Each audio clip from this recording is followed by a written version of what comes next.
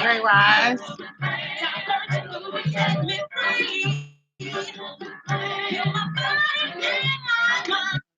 Listen to my jam while we while I try to figure out my little setup joint. Hold on. Great rise.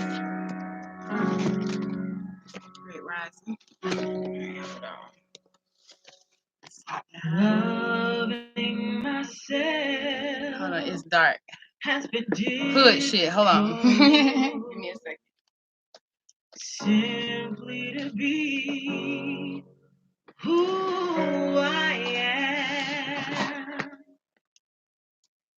Just to believe that who I am is perfect.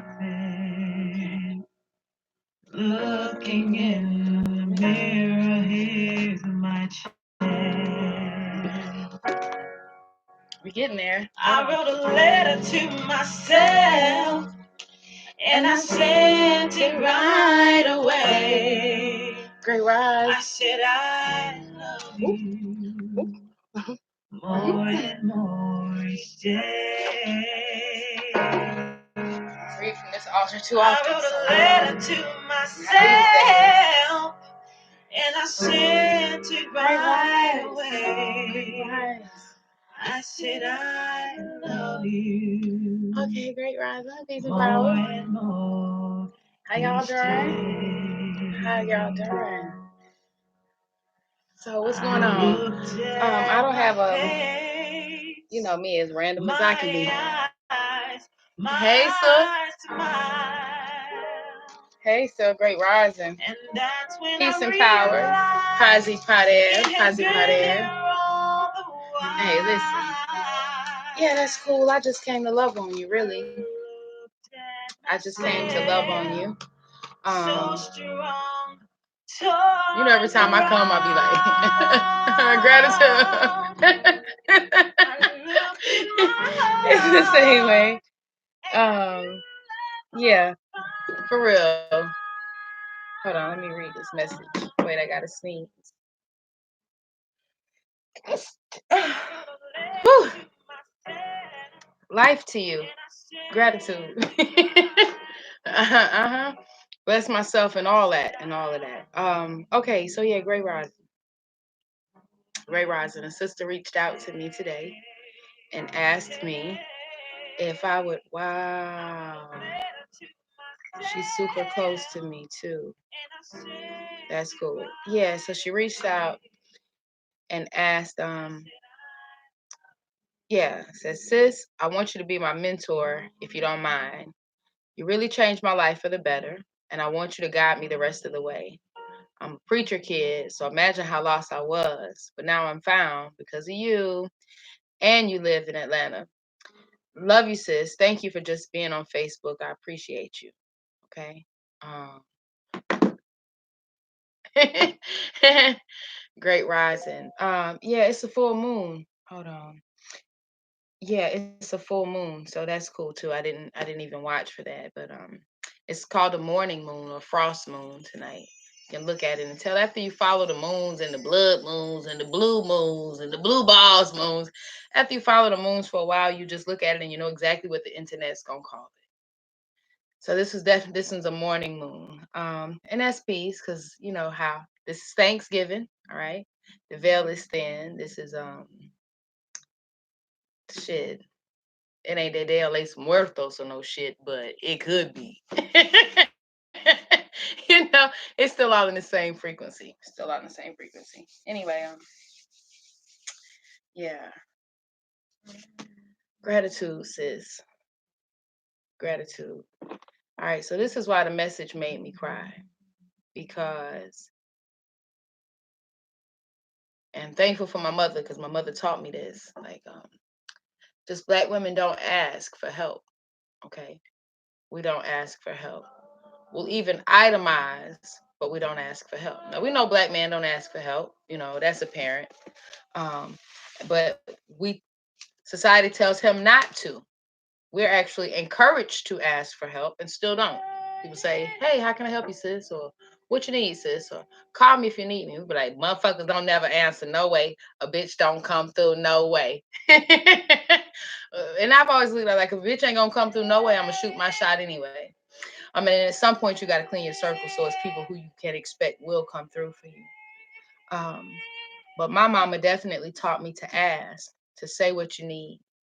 Say what you need. Great rising, great rising. So to have her reach out, there's so many women who listen to me and who love me and who apply the things that I teach or tell them, and they feel like it changes their life, and they wish that they had a personal relationship with me. They hear me say that I love you. They hear me call them extensions of me and beg for them to love on me and themselves with the same tenacity and shit that I love them. And then they choose not to say shit. Like, hold on. Yeah. Listen, and I get that too. But I want us to learn how to say what we need. There are a lot of women who feel like they can't afford to be in the private group, or they can't afford a consultation, or they can't afford me as a midwife, or, and they tell themselves, no, I'm trying to tell you, you fucking up out here. You know what I mean? Um, yeah, don't do that. Let them tell you no. So the sister reached out to me today and said that she would like me to be her mentor. And I feel like that's exactly what the sisterhood is. A circle of women who are your guides, your teachers, your mediators, and your mentors. That's exactly what the circle is. She didn't say she was looking for somebody to heal her. She didn't say she was looking for a sister wife. She said she was looking for a mentor.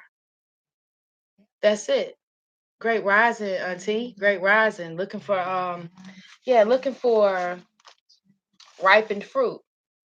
Yeah, we know that shit. You want to ripen yourself, surround yourself with already ripened fruit. So that's peace. I'm thankful for you, sis. Thank you for being forward. Ashe, gratitude. So we talk all this good shit about everything we need being in us. And those of us who are living in our life purpose can tell you that once we recognized what our purpose was and decided to live in it, everything we needed was already there. Everything we needed, the connections we needed, the resource we needed. There are properties that we never noticed before that have become available to they're in our eyesight now that our 501c shit is A1, you know? Um, this happens all the time. We knew we wanted to create, but we didn't quite know what. And now,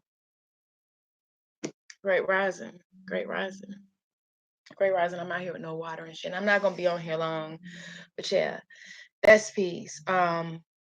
Yeah. Ask for what you need. Say what you need. Okay. Say what you need. Say what you need. I know for me, for a long time, um, I did think, and it's not by my mother's teaching, but by the streets, I did think, wait a minute, let me tell you something else. This shit is random. Black folks got a lot of myths and legends and shit going on in the streets. Like, we just gonna, now this one you're gonna be like, listen, when niggas tell you ain't nothing in life free, it's a setup from the get up. You feel me? Get yourself some rich friends, get yourself some white friends, and you're gonna find out what it really means to get free game. You feel me? You're gonna understand that there are a lot of things that won't cost you anything, but because niggas, excuse my French, are so used to it and expect to pay something for nothing, they're willing to pay something for nothing. You know what I mean? Shit. If you was out here with your entitlement and your privilege and shit, out here like everything is complimentary to you. That's good. Yeah. Yeah. Hold on right quick. Hold on. This one right here is a little bit, that would do a little bit too much for me. Slow that back down a little bit. Okay, great rising. I say a closed mouth don't get fed. For a long time, I thought that I should communicate these things. And I'm sure it was my thinking that nothing in life is free. Like, my mother never taught me that. My mother never taught me that. It was never no trade and shit. It was never a trade. Somebody taught me that ain't nothing in life free. And I heard it over and over and over. So much so that if somebody gave me a Christmas gift, I felt obligated to get them something. You feel me? Somebody buy me lunch because I don't have no money. They showing me love, and instead of me saying gratitude or being grateful, I feel obligated now to come up with something for them. And I'm trying to tell you, the shit carried over into my young adult life because it got to a point where, like, there were men who would feel like if they did something for me that I was in debt to them. And with me feeling like without any conversation ever being had, nothing in life is free. You've done something, and surely I owe you now. Listen, I'm out here using pussy to say I need help. I'm out here using pussy to say thank you. You know what I mean? I'm out here using pussy to say I love you. I appreciate you. Yo, I got words for all that though. You know what I mean? Um anyway, yeah, there are lots of things in life that are free. We could have a whole hour talk about worth and value, but what is it worth to you? How much do you value it and shit? Okay. Oh, what my niece say, period, poo, period. Yeah. Ask for what you need. Say what you need. Say it out loud. And mean it too. And mean it. All right. And mean it. Can't nobody give you shit if you're not sure. My daughter, she got a habit of it sounds like she's asking, you know. I say, what you want to eat for dinner? You can have anything you want. Pancakes. Look now. Shit, I know I be telling you we extensions of each other, but I can't fucking be sure for you. You know what I mean? Yeah, stand up. Ain't gonna say man up and shit. 'Cause I know you out here all woman and shit. But real shit, yo, mother up. Yo, mother up. You know what I mean? Mother up. You got it. Say speak free into existence. Listen, I do. I do. I'm grateful for gifts. You know, you hear me all the time talk about time, tithe, and talent, the things that you can invest. Because universal laws apply to all of us, whether we believe in them or not. And if you sow, you reap. You know, so a lot of us don't sow much because we don't believe we have it to sow, and I do. I understand and have understood for some time, tithe, or talent. All right. Surely, if I don't have the money, the tithe to put up, then I can volunteer my time. Okay. And if I can't volunteer my time, then surely I can at least put in my talent. You understand? At the church bake sale, there are lots of different degrees of support. You can either buy up all the cupcakes and shit, that's the tithe. Okay. You can volunteer to work at the bake sale. All right. That's the time. Or the talent, you can actually be the one hands on to bake the cupcakes. But everybody got a part, you know. And I know I got to use a lot of Christian reference. You got to forgive me and shit. That's my background. But the good Jesus don't come through like, oh, we gonna get this. We gonna give Betty. I almost called Betty a bitch. We gonna give Betty 33% of the blessing. 33% of the blessing because she worked the door. All right. Geraldine gonna get 45. 45. Because Geraldine, so listen, that's not how it works. It's a collective effort. All right. It's a collective effort. Remember the little red hen shit, except motherfuckers didn't help the little red hen. If they had like that though, like that. And say, so that's how it was in the beginning. Before money, tithes were time and energy. Um, and that's peace. And we have the power to do those things still so. We have, but we forget to say what we need. To say what we need.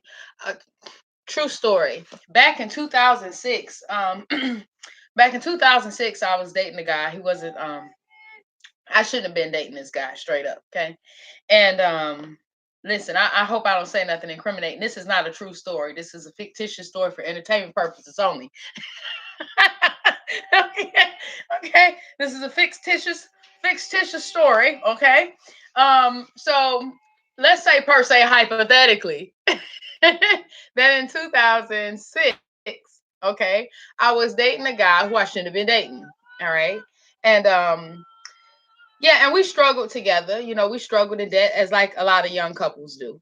And then tax season came, and we were looking to see who we could get the most taxes from. You know how that shit go. People we wanted to buy kids, sell kids, socials, whatever the fuck you're talking about. The children, the socials. Remember, this is for entertainment purposes. All right. Um, And I remember per se, he was like, my sister, my mom has so many siblings. I have younger siblings and she can't claim all of them. So, since technically we do help her out here and there. And I was like, okay, cool. It's going to boost my tax return from $1,100 to $6,000 or something like that. Definitely sign me up. Okay. And I got signed up and I went to one of them little tax places that pop up overnight and shit, like Mo Money. Mo Money Tax has actually probably been around for a while now, but it was one of them joints that just popped up too. Anyway, so it's one of them like Mo Money Taxes or some shit. I go in there, get pay whatever it's gonna cost me to get my little check expedited. I pay $1,000, get my little 5,000 back, and him and I spend it all up, all but maybe 2,000, which we owe her. Okay, and then that's how it goes. It's not even a year later when I get a letter from the IRS that says that I claimed a child tax credit on a child that 4 or 5 other people, I can't remember exactly, that 4 or 5 other people had claimed. All right. They were asking that I submit one of two things, either back that money in full or submit to them documentation as proof that I was, in fact, the one that provided for the child. Now, because that child didn't live with me, I didn't have that paperwork. I ain't have that paperwork. So going forward, 2007, 8, 9, 10, 11, 12. Now I'm putting my hypothetical business in the street. My fear of what I might owe or what they might do or what they might say has prevented me from filing taxes in that amount of time. Fear alone. Fear alone. Got married years after this occasion and was afraid to ever file jointly because I was afraid that it might follow him and attach to him and then it might be on him like Annabelle. Still hadn't resolved it. November, what's the day? November the 12th, 2019, between you and me, hypothetically speaking. I still haven't resolved it. Anyway, so I'm always looking to see what tax lawyer I can have and how does that work? Who can help you and how much is it? And then I start telling myself, no, if H&R Block want $300 per year and that's current and they want to take it out of money that they know you have coming, somebody who's filing for 10 years back or however many back they can go will charge you per year. Okay. I'm fucked up. I don't have $300 per year for you. And you can't take it out of the money because there's no money coming because I owe. This is all my thinking. It's crazy how we shoot ourselves down. Anyway, because that's not something you can talk about. That's not something you can tell people. I owe this or I owe that or I've been neglecting this bill or that bill. That ain't shit you could talk about to people, okay? Um, for that reason, I just never communicated to anybody that was something that I needed. Okay, that was never something. Recently, I went to a seminar, and my mother went to the seminar, and my aunt went to the seminar, and a friend of mine ended up showing up at the seminar. And you have these women who are like giving free advice, free game to other women. And I hear a woman who's saying she's a tax preparer, and I'm telling myself I got to remember to get her number before I slide up out here. And then my aunt starts to speak and she started talking about her job at the Department of Revenue. I ain't even know Auntie worked at the Department of Revenue. How long you been there? Like I only ever know her night jobs. You know what I'm saying? I only ever know her night jobs. I ain't know what the fuck she did in a day. Clark Kent? Anyway, there's a resource, there's a tool. There I was running from something, and she'd been working for the Department of Revenue, able to help me and explain to me what I should do and what's the best way to resolve this. And she's been employed there since before I accrued the debt. Gotta say what you need, all right? Gotta say what you need. No matter how no matter how many wigs we put on this pig, we keep coming back to the same thing. Your stories are your medicine. When you start telling your business and shit, you're gonna start getting free. Okay. Well, now the sisterhood, we know that and shit. We know that. We be like, girl, shit fucked up, girl. Jane, I think Jane's cheating, bitch. Byron that got locked up, and I don't know what the fuck going on in my daughter head. Yeah, because we are so open with each other. Nothing ever seems extremely heavy. All right. When you are carrying anything, and just the same way when you get happy, you feel like you about to burst and you got to tell somebody. When you are open overwhelmed with any emotion, you should distribute that shit fairly. You know what I mean? Distribute that shit. Like, I ain't trying to be no ratchet, but like I told them sisters at that seminar, I remember the first time a nigga broke my heart, and I was like, oh, this nigga should be dead. Not that I was trying, like I said, this for hypothetical purpose and entertainment purposes only. Like, my thinking was, for my heart, this is real shit. For my heart to feel this degree of grief is unfair. Yeah, like, it ain't me being vengeful or mean or no shit. This is too heavy for me to carry alone. And so I'm trying to think, who else should carry some of this? He should carry some of it. His mother should carry some of it. His friends who've been his secret keepers should carry some of it. The women who he's betrayed, like, listen, with it, me with and shit, they should get some of it. That's it. Our stories, our traumas, our dramas, all of that shit. It become lighter when we share the load. I don't know how. Oh, I've been on here for 20 minutes. Look, I gotta go. I was just coming on here to love on you and shit. We gotta set up a time and place to really link up. All right, we gotta set up a time and place to link up. Yeah, I love you.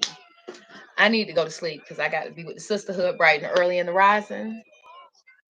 I make sure I ain't miss nothing. Anybody out there in the agriculture? If you in the agriculture, you know this email shit. That's peace. It's the YouTube and it's the Gmail. So if you can email me at that's peace at Gmail if you need to get a message to me. So the brother says, is there anybody in the agriculture? So if you're in the agriculture, shoot me your contact information so I could put the two of you in contact with one another.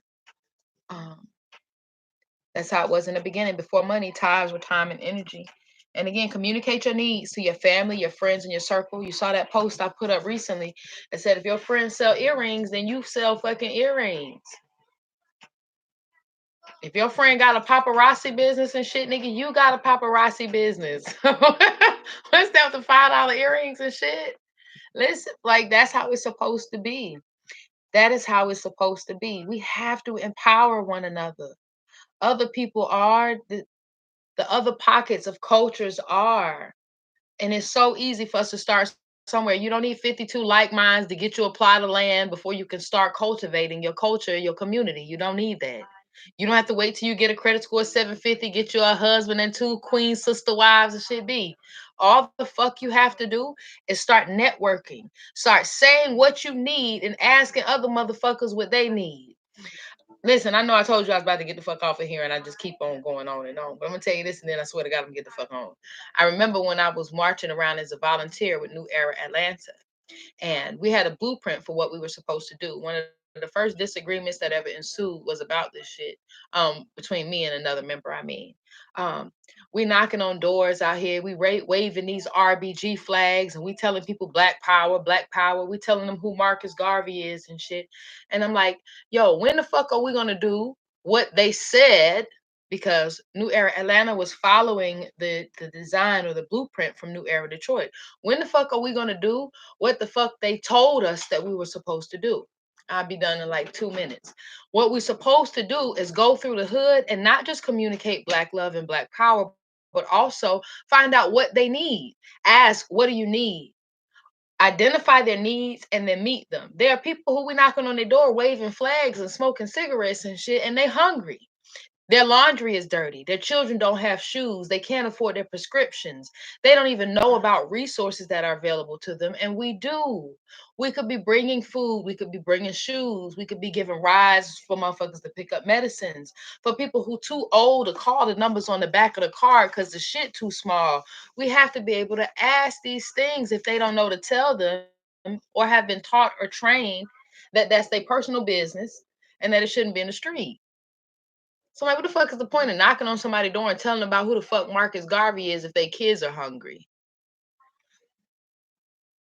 That's what you're gonna do. You're gonna start finding out. That's what the charge is, right? Between now and the end of the year, every person in your life, you're gonna find out what it is that they do. Either what it is that they do professionally and how it can service people you know, or what it is that they enjoy doing personally that can service people that you know. All right. I know that I know that my not husband is a mechanic. Okay. I know that he's a mechanic. There can't be somebody in my circle that's having a car issue and I not send their information to one another first. Okay. I know that my sister's friend Mitra does hair. Okay. There's not going to be somebody asking me about box braids and I'm sending in the Bentu Bendy's hair braiding salon up on Candler Road when I know that Mitra's sitting in her apartment right now braiding her ass off and need the money to feed her children also. Listen, I charge you to find out what services the people that you know are offering both personally and professionally and log that shit in your phone. Everybody in your phone should say Lachey Arts and Crafts, Ife Custom Jewelry, uh, Osei fucking Lawn Care, fucking Darius Moving Company, fucking Doug Moving Company Atlanta. So when somebody you meet say, "Hey, you know what? I'm about to move somewhere." They ain't even told you what the fuck they need yet. I'm about to move somewhere and shit. I hate moving. I hate packing up shit. Listen, you can call my boy Doug. He could probably get you good for the low. Okay? Yeah, we gotta plug each other. We really do have to plug each other. And greatness doesn't happen by accident. I'm gonna tell you that, and then I'm gonna get the fuck on out of here. Like, we're not going to establish Black Wall Street by accident. We're not just gonna look up and suddenly everybody over the course of 3,000 years has finally started a business, and now that's not how it's gonna happen. You know what I mean? That's not how it's gonna happen. It has to be very conscious and very purposeful every time. If you walk away from somebody and all you, yeah, listen, how many sisters be like, bitch, I met a new little man today and shit. I met a new little man, or a brother tell me shit. I met one. I don't know about what does she do? Like, how is she? Like, yeah, I know what are her talents and how is she using them to service the people in her life and in yours. Okay. All right, that's cool. Listen, I love you. I got to get the fuck on. It's been 26 minutes. I'm late. I love you. Hit me up on thatspeace@gmail.com if you need to talk to me or ask me something and shit, you know? Fuck with your girl. You know I be here to fuck around with the fuck around. I ain't like All right, I'm ready. I'm done. And I know it's